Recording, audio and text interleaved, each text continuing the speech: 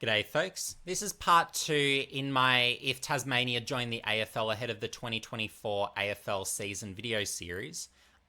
So essentially, this will be my team reveal video. So in the previous video, I looked at, well, what are the things I've learned from Gold Coast and GWS joining the competition? What are the fundamental principles I'd go towards in, I guess, deciding what are the concessions that I would award Tasmania with, and then really going through the list of concessions that I would award Tasmania. So this is the list of concessions that I've come up with. I won't go through it all individually now. You can review that from my previous video, which I'll leave a link to in the description below. But essentially what you'll be able to pick out immediately if you haven't seen my previous video is there is a strong focus towards bringing in senior established players who are going to be able to contribute towards winning now and help Tasmania be premiership contender right away. So I've minimized the amount of new draft picks and players who have been recently drafted, and I've really gone with a very heavy focus on ensuring that this is a team that would stack up with any of the top four teams. So this is my team reveal. So starting out, so what I did in the process of putting together the Tasmanian team is I went through each of the lists. I've named out, so again, this is excluding first to third year players. They don't get included. So let's say for Collingwood, you'd have Nick Dacos, clearly their most valuable player. He doesn't count because he's been picked in the last 3 years, as an example. And also, you've got mid-season draft players, pre-season supplemental period players. They're not included. It's the likes of a Nick Martin at Essendon. He'd probably be one of those four players that would be amongst the most valuable. Well, guess what? Despite his age, does not count. So they're the, I guess, fundamentals that I've looked at in doing this. So, and also keep in mind, as per earlier, only 9 of these teams would it be possible to access the players that would be lost. But this is, I guess, where I'd start off with looking, where I'd say to each of the clubs, okay, who are the 4 players you're going to protect out of those you're eligible to protect or that would need protecting to be able to retain? And then I'll pick out, okay, who's the player that I consider the next most valuable for the purposes of my team that I'm going to start. So you've got for the first 9 teams, alphabetically listed, of course, the players that I would say are probably the 4 that would be retained or chosen to be retained by their existing club. And then the next player I've got, the player they lose, is the player that I'd personally take if I was to take one player out of that remaining pool available. So, and of course there will be a disparity in quality among some teams because you've obviously got some teams with more top end talent than another. So Brisbane was a case where it was really staggering to see how many exceptional players they've got, and that's even considering that Will Ashcroft is unavailable for selection for the purposes of this, where he, of course, having been just drafted, well, he doesn't need protections. So, but yeah, there's so many different ways I could have gone with so many of these clubs, but these are the players that, after some deliberation and thinking, are the ones I chose. And then you've got, of course, the next 9 clubs here. So I'll give you time to take in some of those names and have a look. One point of interest is that, of course, Tasmanians can't be protected. And in this case, well, Taron Thomas was the one that I thought was probably for North Melbourne, that next most valuable. So that was an interesting one. And one of the more interesting ones that I had to sort of deliberate over was actually the Port Adelaide one, where I thought probably Finlayson is the next one. But that was one that I really had to consider closely. And I ended up, for Port Adelaide, actually going with a recent Tasmanian pick. So you might find that interesting. And the other one that I was strongly considering is with a Gold Coast, where I really had to look closely at, well, would Lockie Weller be someone who would make my best 22? If not, Ben King is someone I really want on my list, it's fair to say, if I have the opportunity. So, these are the names. I'm going to get essentially half of them. And look, in the case of teams where there's no Tasmanian, such as in the case of West Coast, well, my hand is forced. I have to take the best player available. But you will find the trend is towards those clubs with the very strongest lists. Well, essentially, I'll be more likely to take a good player from them versus the bad team. So if you look at a West Coast, them losing a Jeremy McGovern, well, they won't lose as much sleep as, let's say, a Brisbane losing a Charlie Cameron. So just as an example quickly there. So now moving on. So I've got my list here. So I've got my 9 Tasmanians I picked. So this is essentially my final list, and I'll go through what the best 22 would look like and how that would compare, and also the depth and how that would compare to our 2 grand finalists, of course being Collingwood and Brisbane this year. And it also shows after the players who I've taken have been taken out too. So that's a potential point of interest also. But you've got here, so the 9 Tasmanians. So max 1 per team, either Tasmanian or outside best 4. No protections available. So my 9 Tasmanians, I've got Toby Nankervis, Taron Thomas, Brody Myercheck, Alex Pearce, Liam Jones, Chase Jones, Jake Kolajasny, Jai Menzie, and Tom McCallum. So McCallum, look, I was considering not taking him, but ultimately it would have meant that I would have had to have gone Jeremy Finlayson. I didn't really want Finlayson in the end, so that's what meant that I went McCallum, and that's when I compared, of course, Finlayson to, well, do I want King or do I want Finlayson? So that was one I was considering. And Essendon was another situation as well where I thought, well, Darcy Parish, good footballer, but is he the one I necessarily want? So yeah, I ended up going Menzie, and look, he's young, so we'll see what happens. But the curious thing is, in the case of Tasmania, when I go through, well, who are the best Tasmanians? Well, all the best Tasmanians in the competition, and Taron Thomas is really the only youngish one. Chase Jones is young, but is he that great? Well, he's getting better, but he's not great. There's just not much in the way of good Tasmanian youth. And that's what makes this actually quite a challenging task, honestly. So, and the funny thing is, so when Tasmania come into the AFL, if these rules would still exist, they're probably going to have a harder time finding good Tasmanians than I had here. Because the likes of, whether it's a Toby Nankervis, Brody Myercheck, Alex Pearce might not be around then either, Liam Jones won't be. It's going to be a thinner pool to choose from. And of course, you've got teams where they've got multiple good Tasmanians. So Collingwood, you'd have a Myercheck and Jeremy Howe. Okay, they've got a couple of good Tasmanians. So you've got a few teams with multiple Tasmanians. So of course, only one can be taken per team. So, but it does, on the positive, at least give Tasmania a few local talents for the local fan base to get excited by. So that's good. But yeah, it is a limiting factor. And again, the game theory is really fascinating as to how to do this. Well, if it's an even line ball call, do you take the better player from the better team and then go the Tasmanian from the lesser team? So there's lots of ways you could look at it, and it's fascinating how it could really come about. But the 9 players who are the outside best 4s, essentially, and not first to third year players, well, I ended up with, so you've got the crossed out ones are the instances where you've got Tasmanians taken from those teams. So that leaves me with Charlie Cameron, Harry McKay. You've got Ben King, Lockie Whitfield, Carl Amon, Keziah Pickett.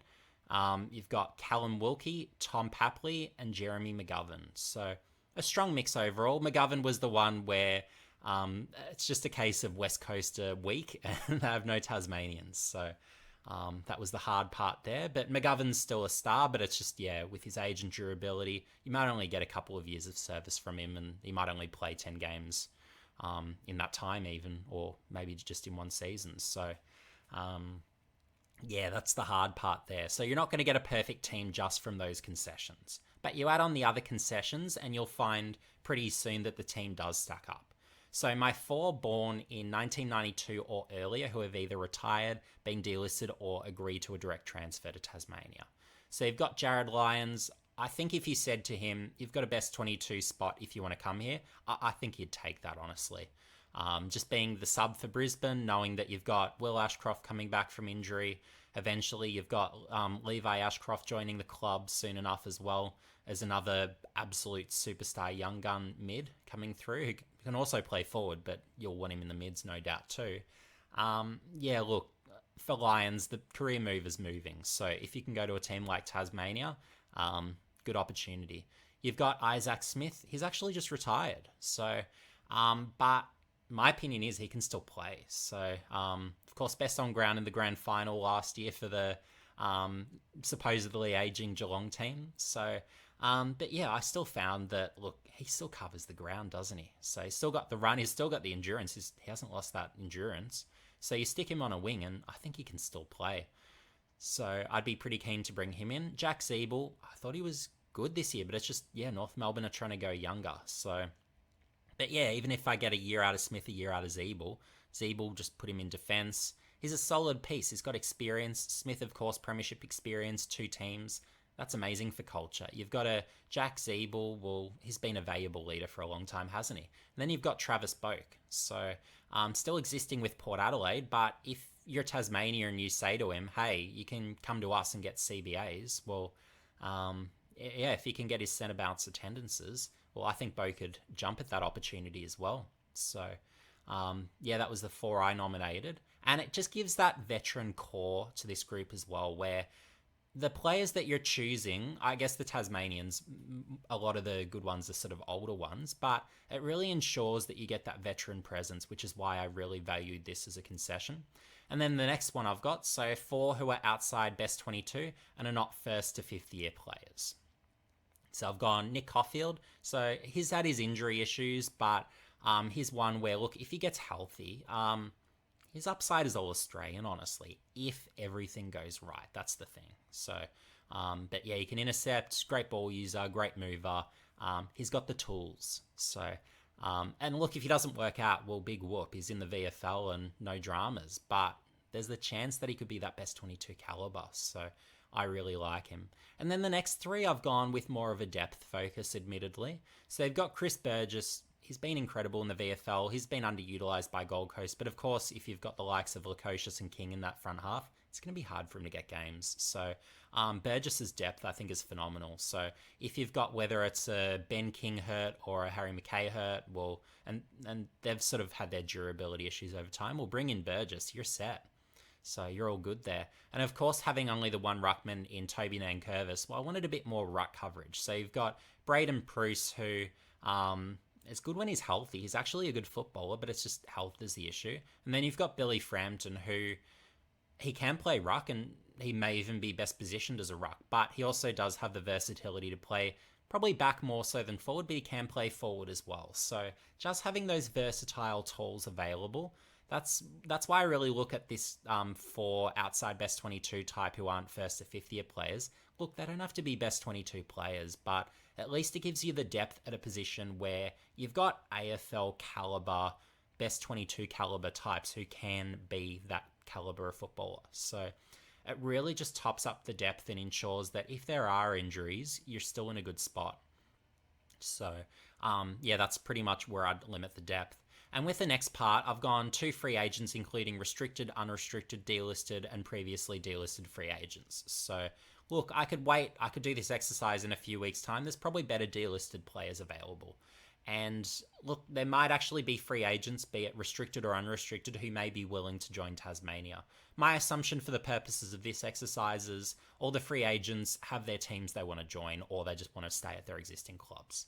So that really leaves me with just the delisted or previously delisted. So, and even with the previously delisted, I'm just going to assume they want to stay with their existing team. So I've just gone with Sam Menegola and Tim O'Brien. So Menegola, he can still play on a wing. He's had his injury issues in recent years. And then you've got a Tim O'Brien who, he's actually a really good interceptor behind the ball. He can play forward too, so that gives a bit of optionality there. But yeah, look, I like with O'Brien what he offers behind the ball. So if you've got injuries, so whether it's a McGovern getting hurt or whatever the case may be, look, it does give, again, that extra bit of depth coverage. But they're both players who could actually contend for best 22 spots. I actually think both have been delisted really quite prematurely, where Geelong, they've just thought, we've missed the 8, we want to get a bit younger now, which is understandable with, and same with Isaac Smith retiring, but maybe it's leaving an opportunity a little bit on the table. I thought Geelong were actually a top 8 caliber team, and you can see it in percentage terms. And then with the Tim O'Brien, well, yeah, it's just the Dogs didn't see him as best 22, which is understandable, but he could be best 22 on another team. I'm not actually going to dismiss that based on what I've seen of him intercepting behind the ball. Is particularly good at that, and is capable enough one-on-one and so on and so forth. So he's got a complete enough game where he's capable. Beyond just intercepting, of course, and taking grabs. Next up, so the 2 salary cap dumps. So these are contracts paid for by the AFL outside the salary cap for whom no compensation is received. So this means that the likes of, say, a Lockie Whitfield, who was a big salary cap user, well, it means that you've got that extra ability to include someone like him as part of the list. So the two I've gone with, and it's just a case of I can imagine these clubs would want to dump these players. And I could have gone a bit more creative and put others down. But ultimately, I went with these two because I was pretty confident that if Carlton could dump Zach Williams' contract, they would. And I think the same with GWS with Nick Hayes. So, with Nick Haynes. So just having, I guess, two definite best 22 players from my perspective, where with the Williams, you're getting that power and run out of defence. You could even push him into the midfield if you want for a period. And then you've got a Haynes where just he's an intercept marking force. So, two good footballers, experienced, they help the list build. And again, so next up, picks Tasmania need to trade for players or lose for nothing. So again, to go through what they are, 2023 start of second round selection, Tasmania's 2024 first round selection, 2024 start of second round selection, and Tasmania's 2024 second round selection. So I've gone with an interesting selection or combination of players here. So I've gone with Jack Macrae firstly, so that would be, and I've really just done them in order of the picks that they represent based on the order that I've got them in the brackets. So Macrae's for that start of second round selection. And with a Macrae, look, I think really towards the end of the year he's been underutilized by the Dogs. Seeing him get dropped was just ridiculous for me. And he really hasn't received the CBAs that he deserves. And having a mid that is absolute class, can still rack it up, win his own footy. Even if you note his defensive limitations, I'd absolutely take him every day of the week. So he's someone that I would add. And look, the Dogs would probably, based on his position towards the end of the year, be open to trading him for that currency, I suspect. So with these ones, I concede it is a little bit open to interpretation. There will be some that disagree that Bailey Smith would be someone who the Dogs would necessarily be willing to trade in exchange for Tasmania's 2024 first round selection. But what I could justify is you could maybe merge those two picks with the two Dogs that would be received, and maybe that would get through. Maybe it wouldn't, potentially in reality, but this is just my interpretation. I feel like a Smith could be around that currency, and I'd say the same of Macrae, and Macrae might actually be worth a little bit less than that now, based on his age and stage and standing at the end of the season, curiously. But I really rate both Macrae and Smith very highly, and accordingly, that's why I'd have them here. And having a Bailey Smith as well as sort of a, franchise marketable face, having his Instagram followings and social media followings, I think that'd be great. And having him move to a state where, look, it's not like Melbourne where he's going to get absolutely flooded with just everything. That might potentially suit him. Might not enjoy maybe the surfing as much in Tassie, but there's always the off season if he wants to go to somewhere warmer for that. So, but I think he'd be a great fit for Tasmania personally. And then the next two. So you've got Jack Ginnivan and you've got Sam Berry. So with those two, they're young players who are just a little outside best 22. So Ginnivan's really that sort of sub-borderline type, but he's really good forward. I'd like to have him if I could. And then a Sam Berry, where really good mid, but it's just a case of Adelaide's midfield's really become quite good in the last year. So, and with how sort of deep and strong their midfield's become, well, it just means that he's someone where maybe he's available. So it's an opportunity there. And then first overall selection, well, no surprise, Harley Reid. And he gives you great flexibility. You can put him whether it's mid, forward, back. I'd start him back early career, and then I'd probably make him more that sort of forward mid weapon. Could become maybe more of a mid forward eventually if you want him to. But he's like that Dusty Martin. You can isolate him one-on-one in the goal square.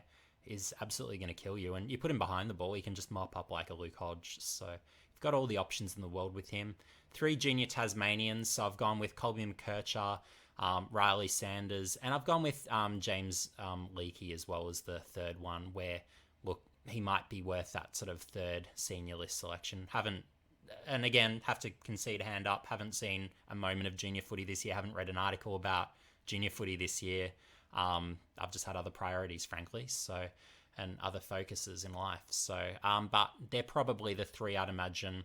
Certainly McKercher and Sanders, they're the top 2 Tasmanians, and I'm going to suspect Leakey would be that next one. And I've just gone off, I've just seen the national draft list of who who's going to the national combine. So Leakey was one of the other junior Tasmanians, so I've got him in there. And then the other two junior Tasmanians, and these two can go on the rookie list. Well, you've got Schoenmaker and you've got Callaghan. So I think that would be sufficient. Again, given national draft nominations, you could say that'd be reasonably worth adding to a rookie list. And then I've gone with 6 mature ages, so drafted following the national draft before the rookie draft. So forcing them again to be mature ages, it means you're not bringing in too much youth. It really means you've got a lot of players who know how to play football, know how to train. It's just going to work better. So I'm deciding to bring in Ethan Phillips, Casey Voss, Bailey Rogers, Braden Crosley. So you've got a bit of ruck support there. Jack Avery, and then Jackson Callow. So a bit of sort of key position strength. And then Phillips was your key back. Voss, general defender. Bailey Rogers, mid forward. Avery, sort of mid to tall defender. So I just thought, look, when you look at the team, you've got a lot of really good forwards, just general forwards. And I wanted to bulk up a few of the other spots as well. And mids, you're always going to be able to bring them in future years through the draft. So I don't need to go super mid-heavy either. So that's some of the logic behind those. And then I've got for my 10 state leaguers to play for Tasmania from any of the state leagues. This is to join the VFL team. And it means priority access to be rookie signed opportunities, whether it's preseason supplemental period, mid-season draft, be ahead of the national draft or rookie draft. So I've gone here, Blake Slenslog, Angus Baker. You've got Adam D'Aloia, Kobe Ryan, Jaden Magor, Archie Lovelock, Mitch Subkowski, Jacob Dawson, Lockie Sullivan, and Boyd Woodcock.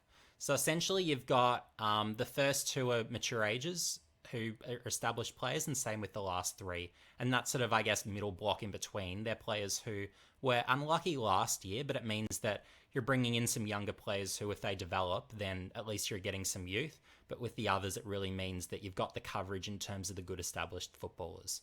So Slenslog, key defender, Baker, sort of that medium intercept marking type. Jacob Dawson, absolute machine of a midfielder. Sullivan, really good midfielder. And then Woodcock, he's that sort of mid forward. So you've got those types there. And with those who were overlooked in last year's draft, I was surprised to see them overlooked. And without having, again, I'll put up my hand, haven't watched a second of any state league competition nor read anything about what's happening in the state leagues. Just these guys were snubs, and look, I wouldn't be surprised if any of them had good seasons this year or will have good seasons in future years. They're just those sort of talents where they should have made it onto AFL lists last year. And then, of course, for the future pick holdings, well, you've got them down there, but there's no players associated with them because it's just too early, essentially. And I could make my prediction of who the 2024 first pick is, but essentially that doesn't impact on next year's list. If this was to be for the purposes of the list next year, and they certainly wouldn't be joining that year early. It's not going to be, I wouldn't propose a mini draft concept, though you could, but that's not the way I'd be approaching it personally. And then here, the fun part. So really looking at, well, for a first team and a seconds team, well, how does this compare with the best teams in the competition? So if you're really to compare them closely, so I've got the two best in Brisbane and Collingwood, and where the team comes out significantly stronger, at least on paper, is the front half, where if you've got the likes of Papley, Cameron and Pickett as your sort of small and medium types, and then you've got the likes of King, McKay and Myercheck as your sort of tall forwards, that's easily the best in the comp. And then on the outside, having a Whitfield and an Amon, again, phenomenal. Good defenders, midfield, good enough. I would say not incredible. And you could even say of the key defenders, there's some room for improvement, where Pearce and McGovern, they're both injury prone, so you really need to ensure you've got that depth.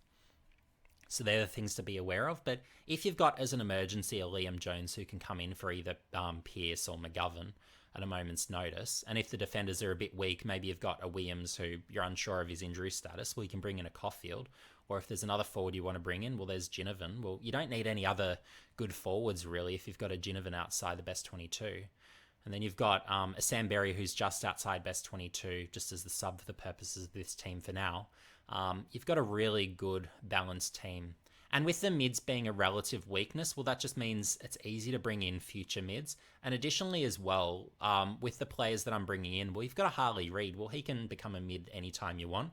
And then, of course, you've got the likes of a Colby McKercher, a Riley Sanders. Well, they're both potential mids who could potentially play next year. I haven't tracked their development, don't know how they've developed this year, but I'm going to assume based on them both being sort of first round projected prospects coming into the year that they're types where maybe they could make that push. And if you've got the likes of, again, a Billy Frampton, well, it gives you the ruck key defense coverage. Ethan Phillips is a mature ager. Yeah, you're just all set. So, and the italics, of course, is those who are essentially your VFL listed players, just to give a bit more context with the seconds teams as well. But yeah, if you look at the seconds, like there's really good footballers still there. Like if you've got the likes of, again, the likes of a Frampton, you've got the likes of a Burgess outside best 22, a Bruce outside best 22, you're still in a pretty good spot for that Tasmanian team, even aside from the emergencies, who are a very potent, in my opinion, group of emergencies. And then, of course, you've got all the state leaguers as well who are ready to go. So your Bailey Rogers, Casey Voss. It's a good group. But yeah, then you look at Brisbane and Collingwood, and here are some of the interesting findings. So you've got key leavers. So you've got Charlie Cameron leaving the forwards after joining Tasmania. And you've got Jared Lyons, of course, joining Tasmania. And then for Collingwood, you've got Myercheck, who left as the Tasmanian. And then you've got Jack Ginnivan and Billy Frampton. So you've got AFL teams who are becoming a little bit thinner. Port Adelaide was probably the one team that got quite lucky in that it was Tom McCallum. And then you've got Essendon, who are quite lucky as well with Jai Menzies. So they're not really losing much. But the other teams, and particularly the strong teams, or most of the other strong teams at least, are losing at least some key players, or at least one key player. So it does make it sort of quite an interesting dynamic. But if you look at the teams, you've still got really potent teams. Like whether it's a Collingwood where you've got a John Noble still just outside that best 22, or whether it's a Brisbane where, again, you look at the emergencies and you've got good emergencies, but then you can look in the twos as well, where you've still got a Noah Answorth, you've got a Jackson Pryor. Well, they're guys on other teams who could be potential best 22 players. You've got a Kyle Lohman who's still not best 22, and look, he could be a straight in for the likes of a Charlie Cameron, and he could be someone where if he moved this off season, he might be best 22 for another team. So, and then you've got a Collingwood where just looking at their twos, so maybe Nathan Kruger could go to another team, or probably not as probably Collingwood probably don't have as much depth as Brisbane, but you've got maybe an Ed Allen who can develop, or in the emergencies you've got a Reef McInnes who could come good. Ash Johnson is pretty strong too, so you've still got strong emergencies on both teams. So it shows that, look, we're not decimating any of the teams by taking out this number of players, and you're not taking out the franchise players of anyone either, where, again, you can look at the Brisbane and Collingwood leavers and you think, okay, it's not optimal, but we could live with that if it really came to that sort of thing. So, and it's a similar story with the bad teams where, look, they're not really losing out in the draft. So, and it'd make tanking, for those who think tanking is an issue in the AFL, look, if pick one is going to Tasmania both this year and next year, well, there's not really that same incentive necessarily, you'd think, to tank. But then it's like, well, all the other teams would be unaffected, really. So it's just like you're moving down one spot for each pick. So not really too big of a deal. So, but yeah, if you look at the seconds team, what you'll notice immediately is that there's a heap more strength within the Tasmanians because of the sheer strength of the mature age contingent. So having that dynamic is huge. And you've got in the emergencies, you've got your three sort of other Tasmanians, I suppose. So you've got McKercher and Sanders, who are the, I guess, two better Tasmanians, if you want to term it that way. And you've got the other three who are probably your more speculative, I would imagine. So you've got those there. But yeah, it's still an incredible team on paper, it's fair to say. And the only weak spot in the bench, like if McCallum's your worst player inside that best 22, and then you've got sort of McKercher and Sanders, who are probably those others, maybe you've got a Jai Menzies, but then the rest of the team are probably sort of almost your VFL team of the year caliber players. Well, you've got an incredible amount of selection pressure on the first team, And that just makes for a healthy dynamic at the end of the day. Where if you've got a new team and you've got that level of selection pressure, well, you won't have young players who are mucking around. They really know, okay, this means business and we need to develop if we want to have a shot at having a career. So they're the dynamics that I really wanted to create. And with this team, in my opinion, it successfully achieves that. So, yeah. And let me know in the comments section below, well, who's your Tasmanian team? Do you reckon you could beat this group that I've put together? Maybe if you take some liberties in terms of who some teams might be willing to give up, or you might have different a different four selected from different teams to be able to access different players to those that I had. I'd be curious to know at home who some of you came up with, but yeah, I'd also be interested to know how you feel this team would be in terms of competitiveness. Would this team be able to successfully win a premiership against the likes of a Brisbane or a Collingwood, or maybe it's a Melbourne or Port Adelaide or Carlton, or whoever you believe the up-and-coming team is, maybe a GWS potentially as well, if you think they can sort of repeat their top four sort of effort from this year, or eventual, I guess, top four during finals. Yeah, it'd be curious to know. But my take, at least, is that this team on paper would be probably a little bit better than even Brisbane and Collingwood's team after the list changes, and then clearly the best seconds team. So, and again, I mentioned what I did in the previous video, where if you look at team chemistry, being able to develop a group that really, I guess, comes together, plays for one another, abides by the team game plan, well, it takes time to do those things. Like, you can put LeBron, you can put D-Wade, you can put Chris Bosh together all in one team as a super team, put around them amazing veterans, and you're still not necessarily going to win in Team 1, even with that level of star power. You can contend, certainly, but it's still a hard process, and it takes time to really learn how to play together, know your roles, be able to execute the game plan to perfection. And I think the same case would be really that with Tasmania, where, look, I don't think they'd win in year 1, even with this group, which I think is the best list on paper. But maybe in year 2, year 3, that's when, okay, maybe we're getting some premierships. And having the youth that is minimal, I don't think would matter. You're still getting 2 number 1 overall picks coming in, and you've still got sufficient enough youth, even when looking at that team, where, look, you've got mostly older players, but they should still be productive for a number of years. And then some of those younger players, well, they might have another few gears in them. And then maybe you get a few of these mature ages coming in who can go from strength to strength and develop. So I really like the look of this team outlook. And maybe in 6-7 years, maybe that's when they start declining. So that's more the ingredients and the feel that I want. Because if you're getting immediate success, well, you're going to get a fan base that's going to get well behind this sort of team and get really excited. So in any case, I look forward to seeing Tasmania join the AFL as the 19th team, and it'll be interesting to see what concessions they get. But early prediction is that the AFL will not have a model that will be as focused towards sort of bringing in established AFL talent. They won't have that focus on bringing in state leaguers, and there will be a lot more youth. And as with Gold Coast and GWS, I strongly believe if that route is followed, which I don't see why it won't be again, I think it's going to backfire tremendously. So so it might be tremendous for the other teams. It won't be tremendous for Tasmania. So I created this model specifically with the idea of, well, okay, this is, I guess, if you want sort of a test run to see how this team would look, we can assess in a few years' time, well, under this process, how good, at least on paper, would this group look together if we put together a best 22 next year, the year after that? What would things look like if they had this combination of picks, this combination of state leaguers and what have you? But ultimately, this is a test run simulation, whatever you want to call it.